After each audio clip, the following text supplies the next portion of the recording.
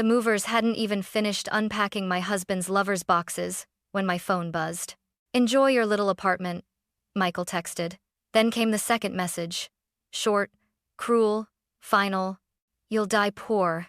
For a moment, I just stared at the screen, my reflection trembling in the glass.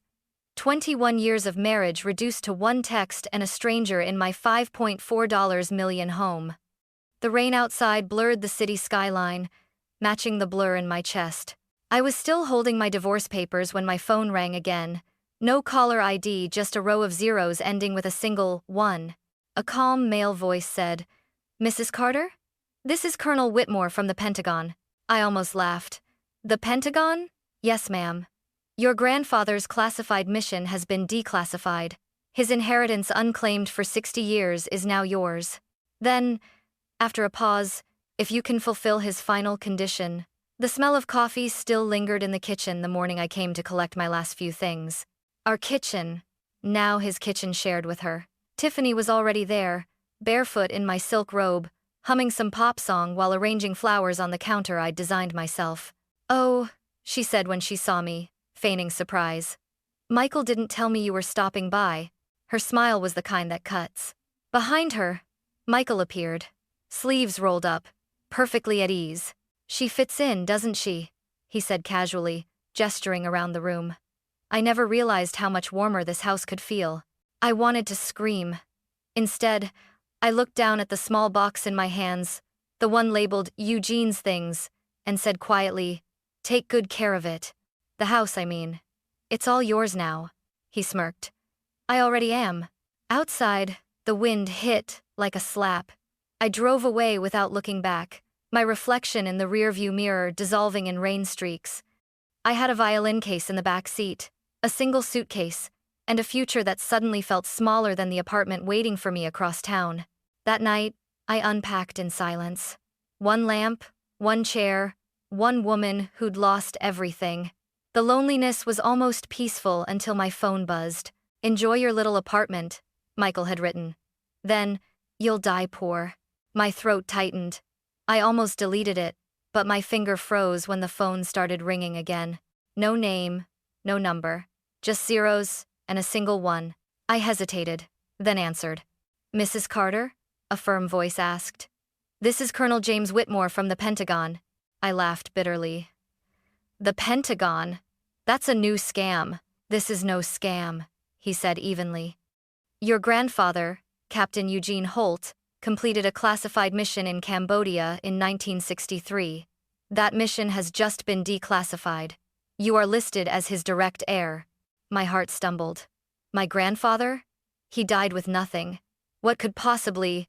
There's a financial inheritance due to him, now valued at approximately $179 million. The room swayed. I gripped the edge of my counter, nearly dropping the phone. "I think you have the wrong person," I whispered. "No, ma'am," he replied. "But to claim it, you'll have to fulfill one final condition your grandfather left behind." The line crackled softly. "What condition?" I asked. Whitmore's tone lowered, like he was reciting something sacred. He wrote, "The heir must lose everything before gaining anything." And suddenly, it all made sense why the call came today. Sleep was a stranger that night.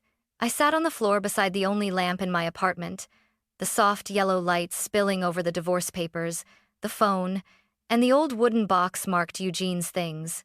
My grandfather's name, Captain Eugene Holt. My mother's father had always been a quiet man. When I was little, he'd play piano in the dim living room, eyes closed, fingers moving like he was touching ghosts. He used to tell me, "Every note hides a truth, Anna. Some truths just take longer to be heard." When he died, we buried him with his medals, what little he had left. There was no money, no mystery, no talk of secret missions. My mother said the government forgot him, like they forget everyone who serves too long and speaks too little. But that phone call from the Pentagon, it wouldn't leave my mind. I replayed it over and over, his voice calm, authoritative. "Your grandfather's mission has been declassified." Declassified after 60 years. I opened the box with trembling hands. Inside were yellowed pages of sheet music, a worn violin bow, his military dog tag, and a small leather-bound notebook tied with twine. The pages smelled of dust and memory. On the first page, in fading pencil, he'd written, "For Anna." When silence becomes truth, I traced the letters with my fingers. Silence becomes truth. What did that even mean? The sheet music was strange too. I knew enough to read notes, but these weren't normal markings. Numbers scribbled in the margins, erratic tempo changes that didn't make musical sense. It looked more like math than melody. The rational part of me whispered, "You're grieving, imagining things." But another part, the part that used to believe in Grandpa's stories about coded songs, was beginning to listen. I Googled Operation Night Requiem. Nothing. Classified references, redacted documents, nothing concrete. At 3:12 a.m., I received an encrypted email from a Pentagon address. It simply said, "Your flight has been arranged. Delta 217, O'Hare to Washington, D.C. Seat 14 amperes. Departure, 9:40 a.m. Your presence is required. Bring your grandfather's journal." My heart raced. Attached at the bottom was the same signature, Colonel James Whitmore, Department of Defense. I leaned back, staring at the ceiling, the city lights blinking through my blinds. Michael had taken the mansion, the cars, and every dollar of our shared account. He'd told me I'd die poor, and for the first time, I almost believed him. But now, sitting there with that journal on my lap and my grandfather's words echoing in my mind, something inside me shifted. Poor didn't mean powerless. And maybe, just maybe, this was my chance to find out what truth my grandfather had hidden in the silence. I zipped the journal into my violin case and whispered to the empty room, "All right, Grandpa. I'm listening." Outside, the first light of dawn slipped over the city like a secret finally beginning to speak. The Pentagon wasn't what I expected. It didn't hum with chaos the way movies made it look. It hummed with order. Everything gleamed. The marble floors, the walls, the silence. Even the air felt rehearsed. Colonel Whitmore was waiting near security, tall, square shoulders, expression carved from discipline. "Mrs. Carter," he said, extending a hand. "I trust your flight was smooth." "I'm still wondering if this is real," I replied. He gave a faint, knowing smile. "I understand. Most people feel that way before they learn the truth." We descended through a series of checkpoints, badges, scans, signatures, until we reached a room that felt buried beneath the world. Cold air. No windows. Only one metal table. On it, a folder stamped "Declassified. Operation Night Requiem." Whitmore slid the file toward me. "Your grandfather's mission, 1963. Officially, he was a military musician assigned to morale operations. In reality, he was a cryptographer." He opened a black and white photo, 6 soldiers in jungle uniforms standing beside the twisted wreckage of an aircraft. "This was Cambodia, February 1963. A Soviet reconnaissance plane went down in the jungle. Your grandfather's unit recovered what was inside, a prototype code, encryption device, and something else." I leaned forward. "Something else?" "A ledger," he said. "Detailed records of Swiss bank accounts used to fund espionage payments between American contractors and Soviet intermediaries." I blinked.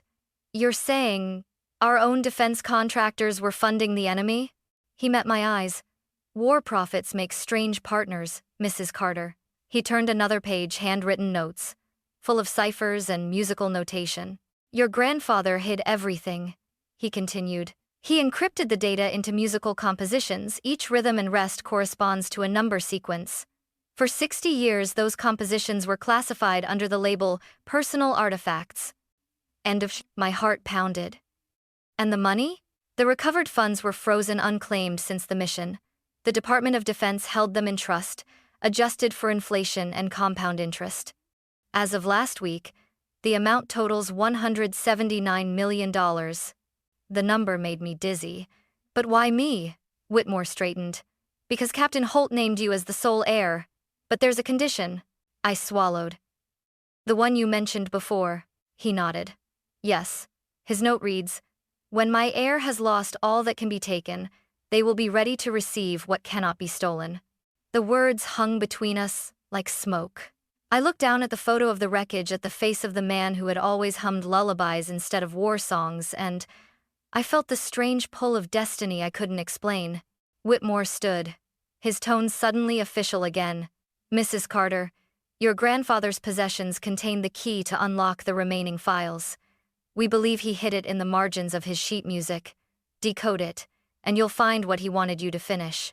He handed me a sealed envelope, my name written on the front in faded ink, my grandfather's handwriting. "For Anna Carter. Play the notes in order. The truth is waiting." Back in the Pentagon's guest quarters, I placed the envelope on the desk like it might explode. The paper was yellowed, the ink uneven. My grandfather's handwriting, the same looping script that once signed my birthday cards, now carried a weight I could barely breathe under. I unfolded the first page. "Anna, if you're reading this, the silence has finally broken. In music, as in life, truth hides in the pauses. Play them carefully." Below the message were 3 bars of handwritten notes. The rhythm looked wrong, impossible, almost, but something about it felt intentional. I laid out his old sheet music beside it. The Winter Sonata, the one he used to play while I sat by the piano, swinging my legs, thinking the melodies were just lullabies. But this time, I didn't hear music, I saw numbers. The quarter rests, the tempo changes, the dots above certain notes. They weren't decoration. They were a pattern.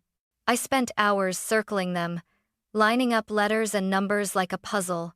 The sun had risen by the time the sequence finally made sense. 39.2904 degrees north, 76.6122 degrees west. Baltimore. I called Whitmore immediately. "I think I found coordinates." There was silence, then a sharp exhale. "He really did it. I'll arrange transport." By late afternoon, we were driving through Baltimore's industrial outskirts. The city felt heavy, its skyline gray under low clouds. Whitmore parked in front of an abandoned brick building with faded paint. "Storage facility 447. "The keypad," he said. "Try your code." I hesitated, then entered the sequence I'd derived from the rhythm marks. A green light blinked once. The metal door unlocked with a low groan. Inside, the air smelled of dust and oil. Only one fluorescent light flickered overhead.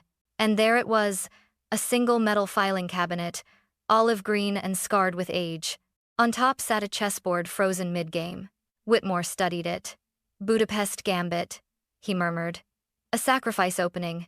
Your grandfather used to play it during his intelligence days." Oh, I didn't understand what that meant until I opened the top drawer.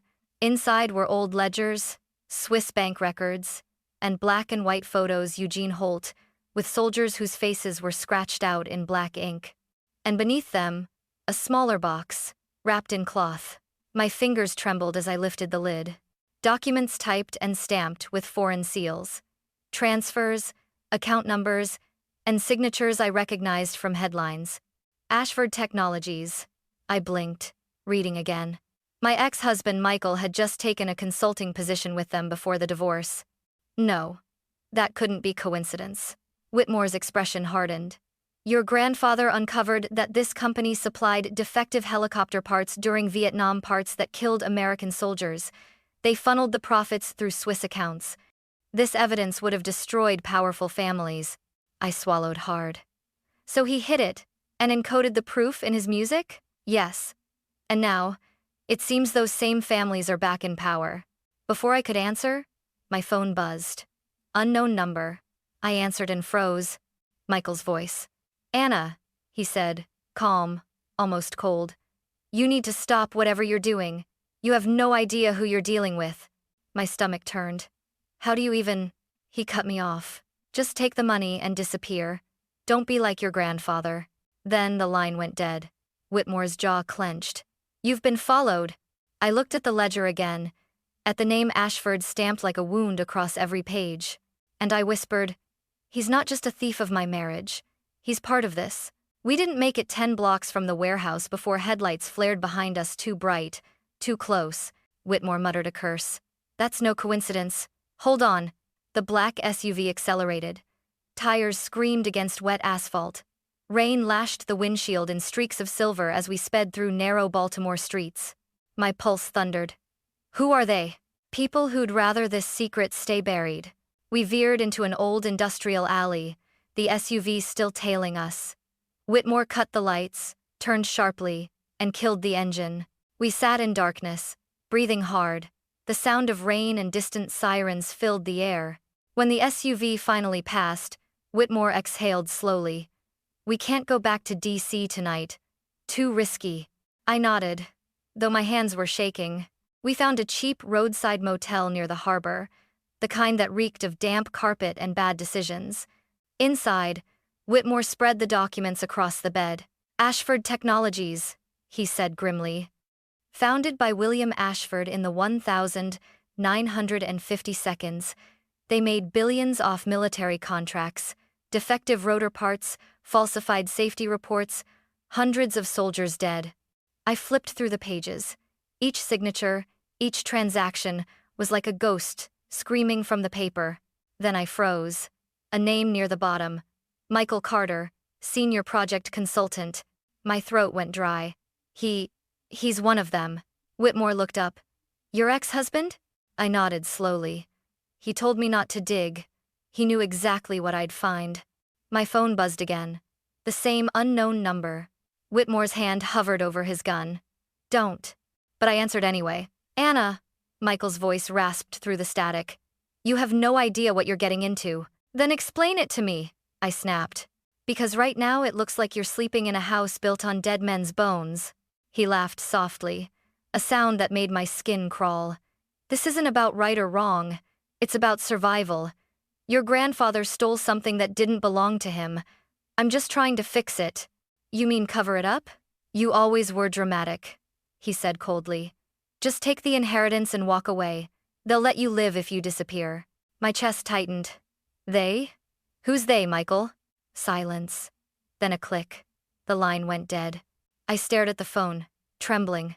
Whitmore knelt beside me. "He's compromised. Probably working for whoever inherited Ashford's interests." "He was part of it all along," I whispered. "Our marriage, the money, everything. He used me to get close to my grandfather's records." Whitmore's expression softened. "Then he underestimated you." I let out a broken laugh. "Everyone does." Thunder rolled outside. Whitmore stood, sliding his pistol into his jacket. "You have a choice, Anna. We can vanish tonight. Or you can finish what your grandfather started." I looked at the documents scattered across the bed pages of lies, blood, and betrayal, and felt something in me harden. "For 60 years, I said quietly, they buried the truth. My grandfather died to protect it. I'm not running." Whitmore hesitated. "If you go through with this, you'll be putting a target on your back." I met his eyes. "Let them aim." He nodded once, resolute. "Then we expose them. Every name, every account, every sin," I added. Lightning flashed, illuminating the pages like a storm of ghosts. In that moment, I understood why my grandfather had written his music in code. Truth, like melody, could be beautiful, but it could also be fatal. Whitmore gathered the files, his voice steady. "We'll contact a journalist I trust, but from now on, we move carefully. No calls, no credit cards, no patterns." Outside, the wind howled against the window. Inside, my pulse slowed. For the first time in weeks, I wasn't afraid. I was angry, and anger, I realized, was just courage that finally decided to speak. "All right," I whispered to the storm. "Let's finish the song." The next morning, the city looked washed raw by rain, Baltimore's skyline glinting like something half forgiven, half forgotten. Whitmore's phone buzzed with a coded message from a secure channel. "We've got one chance," he said.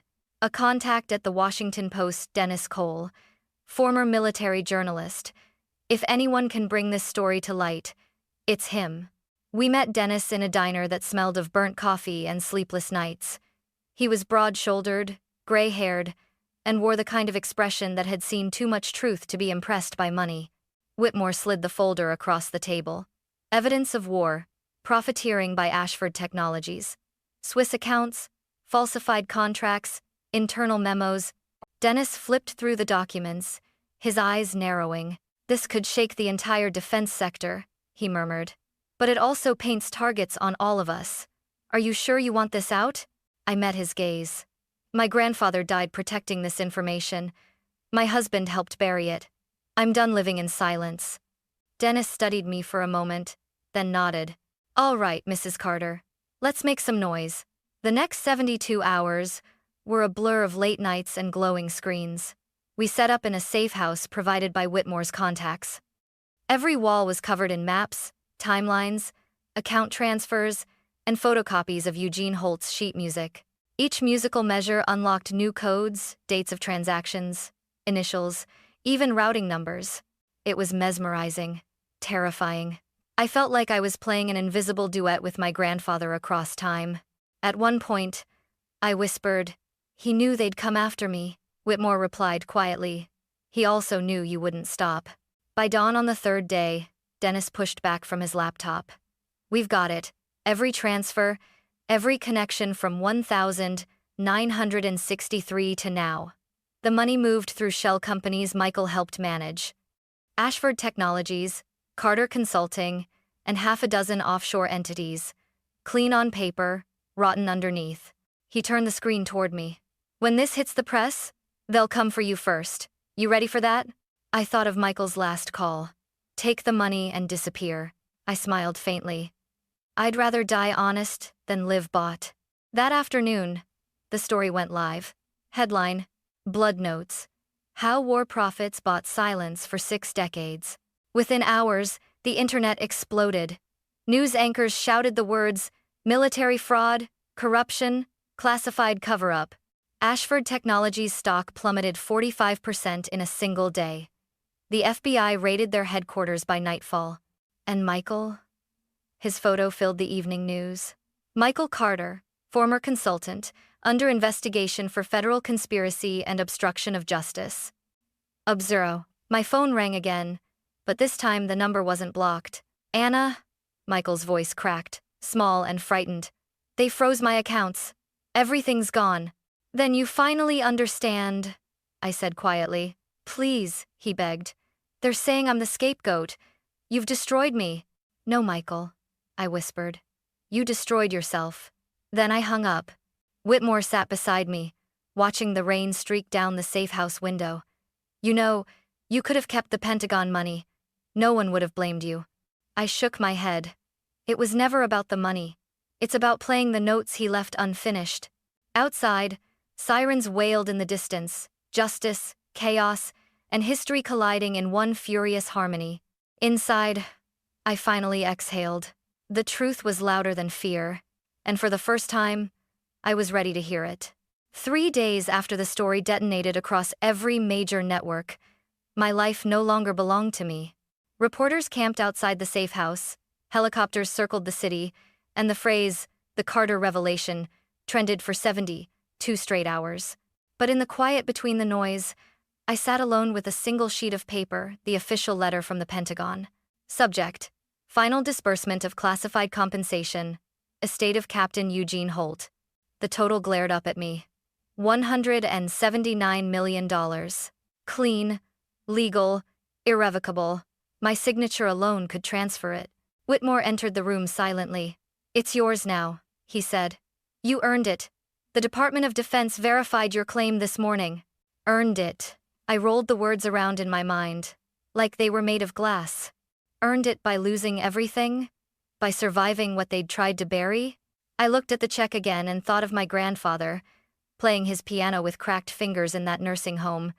His medals gone, his story untold. "He never got a single dollar of this," I whispered. "No," Whitmore said softly. "He got something harder, clarity." For a long moment, neither of us spoke.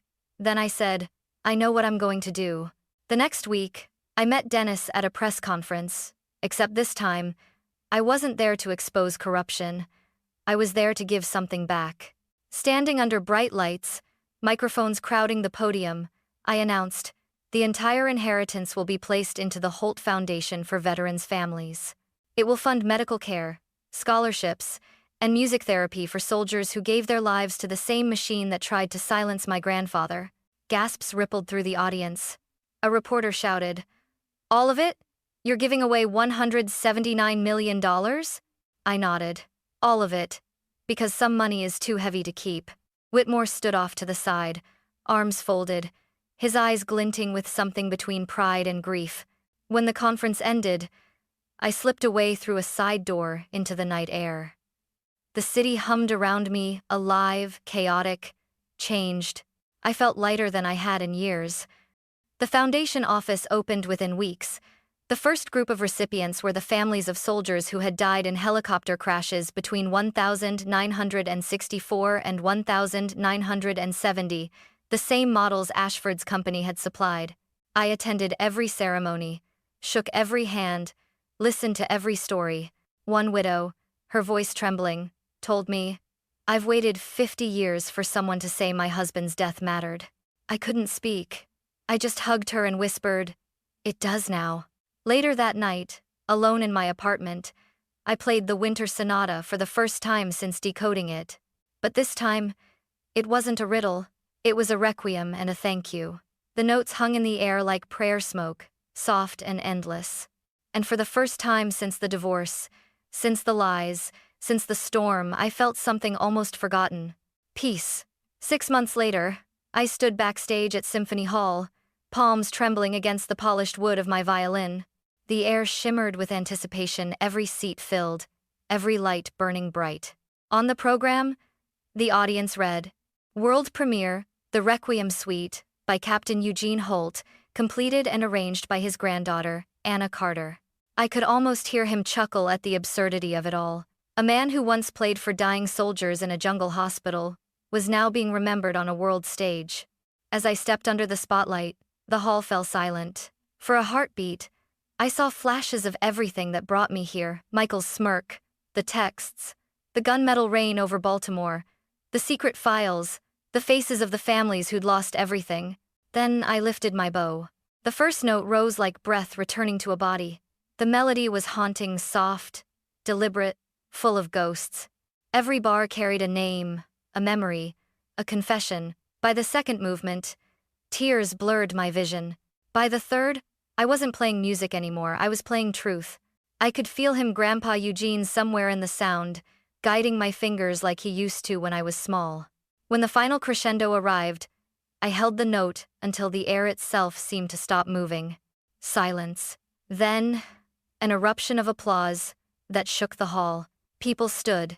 Some cried, others simply stared, as if they'd witnessed something they couldn't explain. My mother was in the front row, her hands pressed to her heart. Beside her sat Colonel Whitmore, his uniform immaculate, his eyes bright with pride and something like forgiveness. When the curtain fell, I walked off stage trembling. Reporters waited, cameras flashing. But I wasn't thinking about fame. I was thinking about legacy. Whitmore met me in the corridor. He smiled faintly. "You did it." I shook my head. "We did. And so did he." He handed me an envelope, old, yellowed, sealed with wax.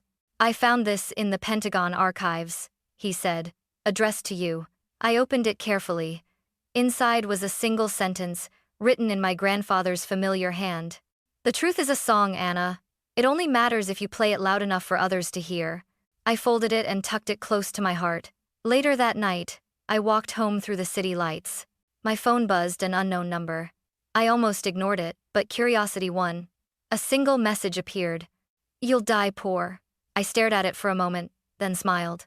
"No," I typed back. "I'll die free." I slipped the phone into my coat pocket and looked up at the stars, faint above the city glow. The wind carried a distant hum, almost like a piano's final chord fading into the night. That was his song, our song, the one he'd hidden in silence for 60 years, waiting for someone brave or foolish enough to play it. And as I walked home beneath the streetlights, I realized something simple and absolute. Justice, like music, doesn't disappear. It only waits for the right hands to bring it back to life.